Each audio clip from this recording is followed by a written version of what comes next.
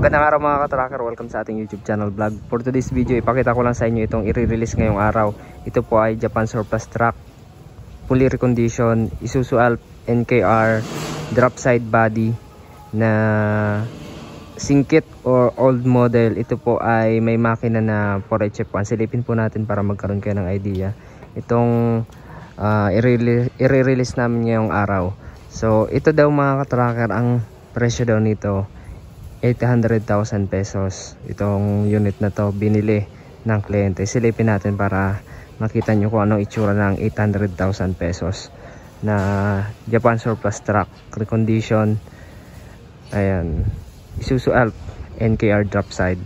Ayan po, fully repaint, kulay puti yung cab and then yung frame, tapos aluminum sidings yung drop side nya. Pininturahan na rin. 6-wheeler 4x2 po ito. Ayan, 6 studs po siya na lip spring suspension na replicod, lock type rim. Ang sukat ng gulong 700 R16. Ito yung loob nya. Ito. Ayan, naka-upholstery mo po, naka-floor matting. Ayan po yung itsura nya. Complete accessories yung loob. Ayan, 5-speed manual transmission.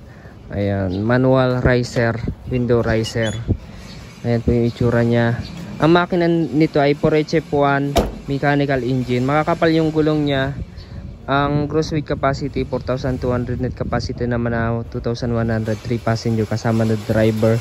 Ito yung body nya, 14 feet ang haba. Ayan, naka flooring na rin. Tapos ayan, all steel na rin yung drop side nito, pati yung baby chassis, soleras. Ayan, tapos naka clearance light na LED. Ayan, complete electrical lights and accessories. Tapos ito dinagdagan rin ng molye. Ayan, ito yung chassis nya. Ayan po yung itsura. Ito yung likod. Ayan, kung makikita nyo yung likod. Ayan, may plaka na nakarehistro.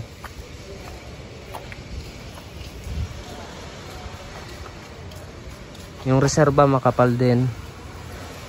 Makapal yung reserba nito. Ayan, yung suspension sa likod, naka lip spring suspension with auxiliary.